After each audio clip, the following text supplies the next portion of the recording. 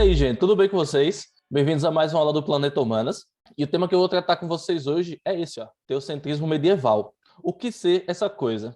Aqui no próprio título já tem algumas dicas, né? Tem um livro que parece ali uma Bíblia, tem uma cruz, enfim, são dicas que vocês vão entender perfeitamente o que elas significam ao longo dessa aula.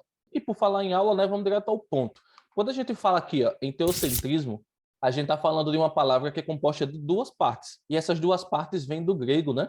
Onde a primeira é teos, que significa Deus, e a segunda é kentron, que significa centro. Juntando as duas coisas, a gente forma a ideia de que tudo gira em torno de Deus. Deus está no centro de todas as coisas. É assim que a gente costuma falar de maneira mais comum. E não está errado, né? O teocentrismo é basicamente isso. Mas quando a gente diz assim, né? Tudo gira em torno de Deus, a gente está falando, claro, de uma maneira figurada. Não é como aquela coisa lá do geocentrismo, do heliocentrismo, né? Que tudo gira em torno da Terra, tudo gira em torno do Sol. Não, aqui a coisa é mais no sentido figurado. Do sentido de dizer que tudo depende de Deus. Deus está no centro de todas as coisas. Nada existe sem Deus. Deus é o criador de tudo. Essa é a ideia do teocentrismo. Agora, quando a gente fala em medieval, aí vocês estão ligados que a gente está falando de Idade Média, né?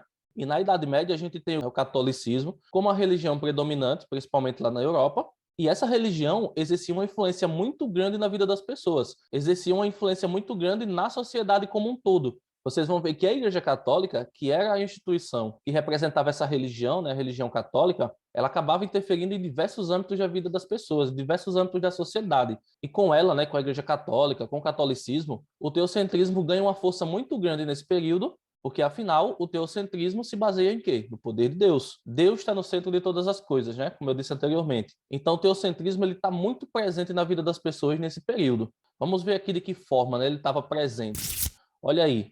A Igreja Católica, enquanto representante de Deus, influenciava, por exemplo, na política, com o direito divino, na economia, por exemplo, com a usura. Além disso, influenciava na arte. A arte desse período é marcada, né, pela arte sacra. Influenciava também na ciência. A gente tem, por exemplo, a ideia do geocentrismo como algo que era defendido pela igreja. E, por outro lado, o heliocentrismo era muito criticado por ela, né? A ideia geocêntrica tinha uma importância para a igreja que gerava a necessidade dela defender essa ideia. E, por outro lado, né, criticar as ideias que eram opostas a essa. E aí, por conta disso, algumas coisas não tão agradáveis acabaram entrando aí para a história como manchas para a Igreja Católica, como coisas assim não tão legais que a Igreja Católica fez aí com algumas pessoas.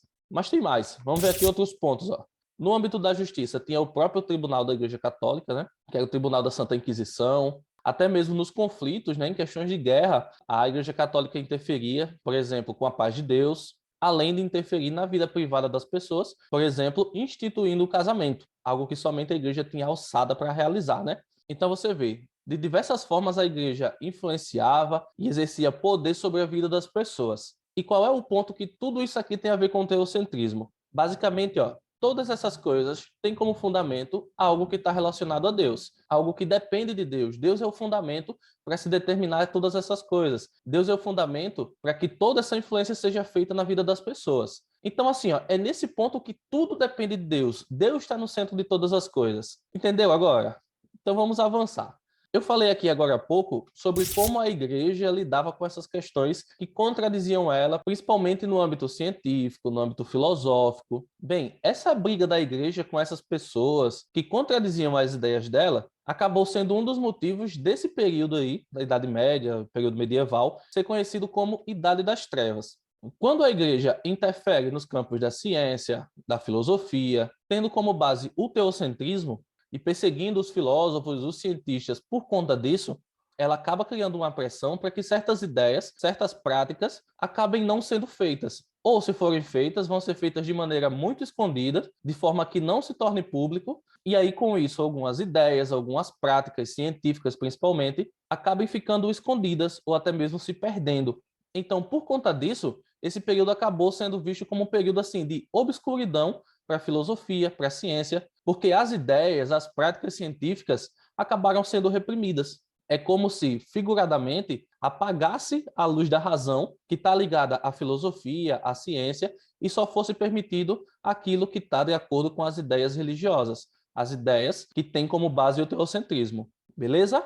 Mas, claro, isso foi uma questão pontual de um período específico. Inclusive, essa perseguição que a igreja fez com relação a filósofos, a cientistas, foi reconhecida pela própria igreja como algo assim não tão legal, o que ocasionou, inclusive, esse fato aqui, ó.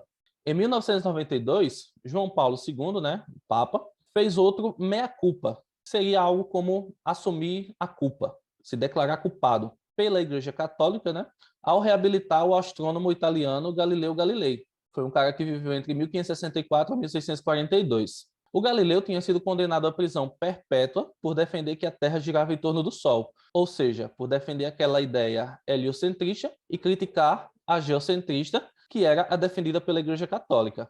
A fonte desse textinho aí é da Folha, e vou deixar o link aí na descrição do vídeo para quem tiver curiosidade também fazer a leitura dele.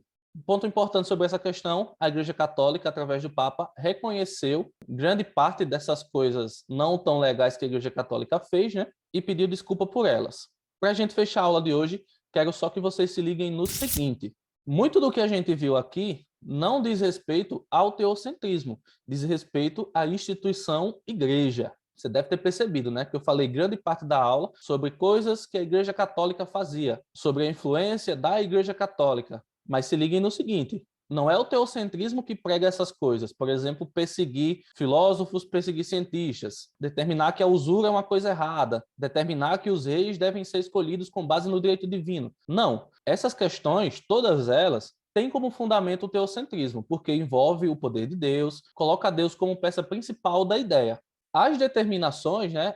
Faça isso, faça aquilo, faça desse jeito. Isso daí corresponde à instituição Igreja Católica no período medieval. Então, separe as duas coisas. Teocentrismo é uma doutrina que coloca Deus como peça-chave para todas as coisas, coloca Deus como centro de todas as coisas. Agora, o que se determina em detrimento dessa doutrina, dessa filosofia, aí são coisas que já correspondem à instituição Igreja, beleza? Então, é esse o ponto. E com esse ponto a gente vai finalizar aqui a aula de hoje. Está explicado para vocês aí o que é o teocentrismo e principalmente o teocentrismo no período medieval, também conhecido, né, como Idade Média. Fechou? Gente, ó, antes de partir, quero só deixar os recadinhos para vocês aí embaixo. Não esquece de se inscrever no canal, ativar as notificações para você não perder nenhuma aula nova que eu trouxe aqui. Não esquece também o like, porque o like é um feedback importante que vocês dão sobre isso que eu faço. É também uma energia, um gás a mais para eu continuar fazendo isso. Então dá essa força, deixa o like aí, porque isso é bem importante. No mais, a gente vai se vendo nas próximas aulas. Bons estudos para vocês aí e até a próxima.